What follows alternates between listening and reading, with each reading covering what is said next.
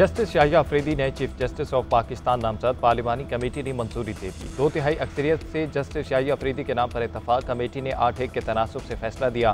कामरान मुर्तज़ा ने मंसूर अली शाह का नाम दिया था। जस्टिस याहिया अफरीदी का नाम वज़ीर आज़म को भिजवा दिया गया। सदर मुमलिकत वज़ीर आज़म की एडवाइस पर चीफ जस्टिस बनाने की मंजूरी देंगे। चीफ जस्टिस की तकर्रुर के लिए पार्लिमानी कमेटी की अहम बैठक नून लीग, पीपल्स पार्टी, JUI और MKN के अरकान की शिरकत। वज़ीर कानून आज़म नज़ीर तार कहते हैं पार्लिमानी कमेटी इजलास में सैर हासिल गुफ्तगू हुई। तीनों सीनियर जजेस के नामों पर गौर किया गया। मुशावरत के बाद जस्टिस याहिया अफरीदी का नाम फाइनल किया गया।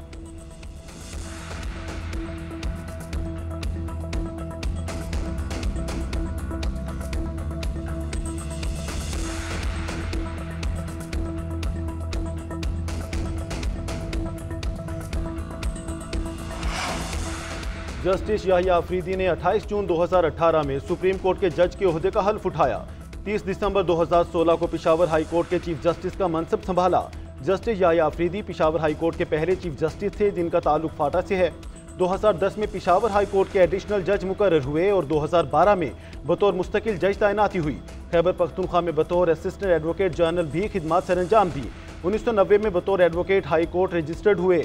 कॉमनवेल्थ स्कॉलरशिप पर कैम्ब्रिज यूनिवर्सिटी से LLM की डिग्री हासिल की। गवर्नमेंट कॉलेज लाहौर से ग्रेजुएशन और पंजाब यूनिवर्सिटी से इकोनॉमिक्स में मास्टर्स किया। जस्टिस याहिया अफरीदी ने इब्तदाई तालीम HSN कॉलेज से हासिल की।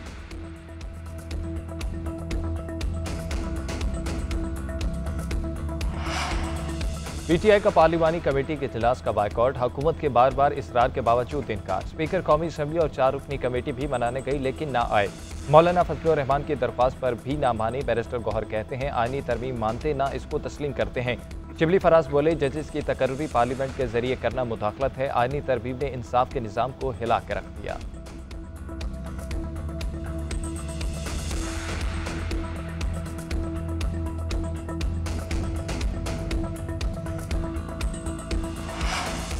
उम्मीद है justice Yahya Afridi chief justice का मनसब कबूल करेंगे। सुप्रीम कोर्ट के तीनों जजेस की प्रोफाइल में बहुत कम फर्क था। वजीर दिफा ख्वाजा आसिफ कहते हैं किसी इदारे को हक नहीं पहुंचता कि पार्लियामेंट की हदूद में मुदाखलत करें। जिन जजेस को नामजद नहीं किया गया वो भी काबिल एहतराम हैं। अगर आर्मी चीफ का तकर्रुर किया जा सकता है तो चीफ जस्टिस का क्यों नहीं।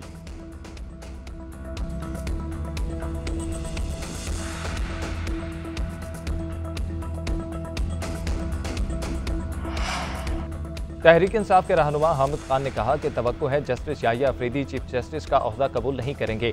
आउट ऑफ टर्न 2 बार चीफ जस्टिस तैनात किए गए जिससे मुल्क का बड़ा नुकसान हुआ। हम वकला के साथ मिलकर इस तैनाती के खिलाफ तहरीक चलाएंगे।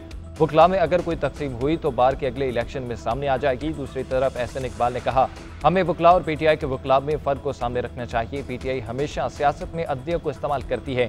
जो बहरान चल रहा है इसमें स्टेटसमैनशिप की ज़रूरत है।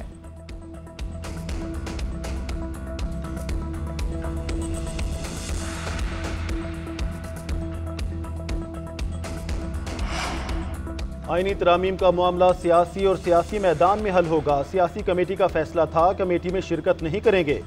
PTI के जनरल सेक्रेटरी सलमान अकरम राजा की GNN के program news edge with Fareeha Idrees में गुफ्तगू। बोले आईनी बेंच हुकूमत का मंजूर नजर होगा। सब टकरे मारेंगे लेकिन हकूक नहीं मिलेंगे। सुप्रीम कोर्ट को मुनहदम कर दिया गया। तमाम इख्तियारात आईनी बेंच को दे दिए गए हैं। तरामीम का पूरा प्रोसेस जबर में डूबा हुआ था। जो तरामीम की गई वो बहुत खौफनाक हैं। तमाम कानूनी और पार्लिमानी दरवाजे बंद कर दिए गए हैं। एहतजाज तैयारी का मोहताज नहीं होता। एक सवाल के जवाब में कहा हमने अपने अरकान को कहा था कि महफूज मकाम पर मुंतकिल हो जाएं। कई अरकान हिदायत के बावजूद घूमते फिरते रहे।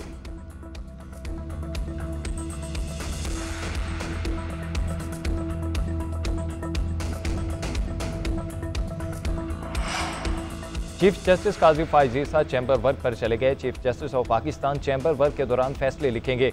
ज़राए के मुताबिक जस्टिस मंसूर अली शाह का बेंच अदालत नंबर 1 में मुंतकिल कर दिया गया। चीफ जस्टिस काजी फाइज ईसा 25 अक्टूबर को बरोज़ जुमा रिटायर हो जाएंगे। उधर केस की समाअत के दौरान वकील ने जस्टिस मंसूर से कहा कि हमारी दुआ है कि आप इसी तरह बेंच नंबर 1 में रहें। जस्टिस मंसूर अली शाह ने रिमार्क्स दिए कि जो अल्लाह चाहेगा वही होगा।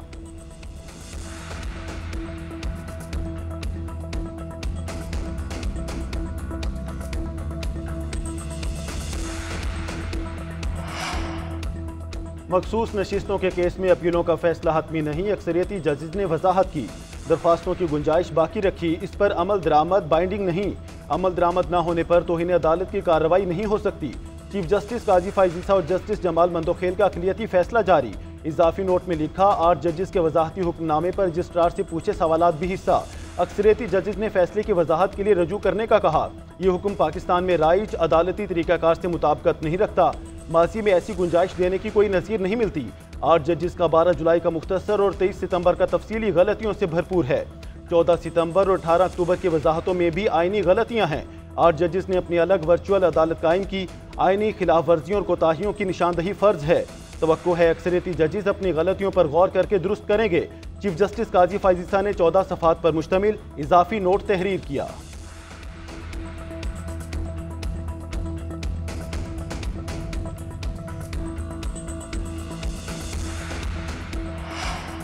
नैब केस में जस्टिस मंसूर अली शाह ने पार्लियामेंट के कानून साजी हक को तस्लीम किया। जनरल कमर बाजवा की तौसी केस में राय ही बदल दी।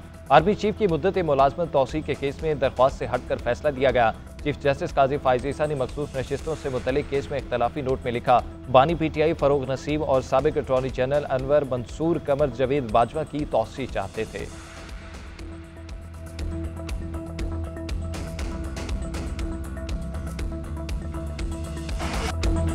वज़ीर आला खैबर पख्तूनख्वा का आईनी तरामीम के खिलाफ मुल्क भर में एहतजाज का प्लान। अली अमीन गंडापुर कहते हैं, हम आईनी तरामीम को नहीं मानते, आज़ाद अदलिया पर हमला हुआ है, मुल्क भर में आवाज़ उठाएंगे। PTI का एक और एहतजाज का प्लान है जिसकी क़यादत मैं खुद करूँगा। हर तरफ से इस्लामाबाद की जानिब बढ़ेंगे। ये अदालत में अपने लोग लगाकर मर्जी के फैसले चाहते हैं।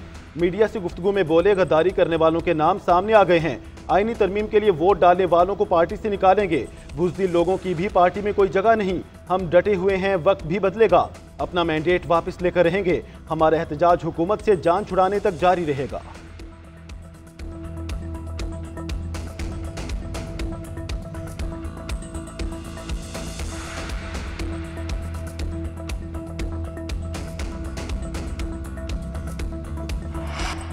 Human rights commission of Pakistan का 26वीं आईनी तरमीम की बात शिकों पर तहफ़्फ़ुज़ात का इजहार। आईनी तरमीम का एक्ट अदलिया की आज़ादी को ख़त्म कर देगा।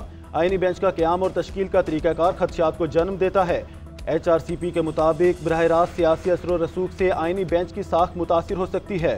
चीफ जस्टिस की नामजदगी करने वाले पार्लिमानी कमेटी की तश्कील हुकूमत वक्त को एक खतरनाक बरतरी फ्राहम करती है। HRCP के एलामिया के मुताबिक आर्टिकल 184(3) में असखुद नोटिस के इख्तियार में तब्दीली पर कोई एतराज़ नहीं है।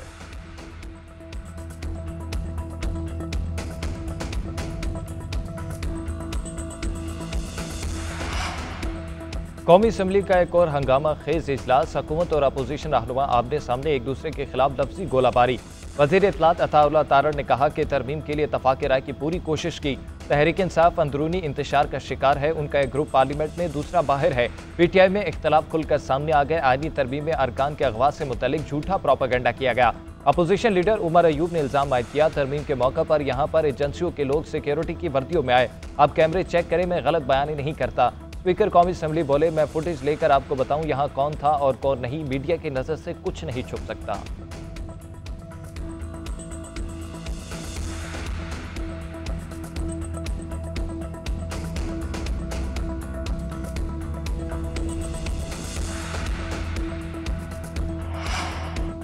आईनी तरमीम में फ्लोर क्रॉसिंग के मामले पर तहरीक इंसाफ का मशकूक अरकान के खिलाफ बड़ा एक्शन। शोकास नोटिस जारी कर दिए। पार्टी चेयरमैन की मंजूरी से शोकास नोटिस उन अरकान को जारी किए गए जो मुबैना तौर पर गायब थे।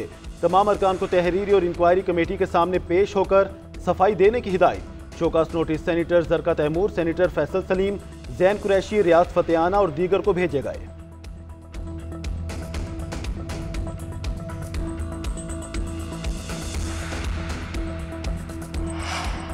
फ्लोर क्रॉसिंग पर सेनेटर कासिम रोंझो मुस्ताफी, इस्तीफा सेक्रेटरी सेनेट को जमा करवा दिया। BNP के कासिम रोंझो और नसीमा एहसान ने आईनी तरमीम की हिमायत में वोट दिया था। BNP के सेनेटर कासिम रोंझो ने प्रेस कॉन्फ्रेंस में की बातों की तरदीद कर दी। वीडियो बयान में कहा, पार्टी सरबराह अख्तर मेंगल और कारकुनों ने जबरदस्ती प्रेस कॉन्फ्रेंस कराई। प्रेस कॉन्फ्रेंस में जो बातें की सब झूठ और मन घड़त थी। ये अल्फाज लिखे हुए थे जो प्रेस कॉन्फ्रेंस में कहलवाए गए। मैं कहीं नहीं गया था, 15 दिन से घर पर ही था।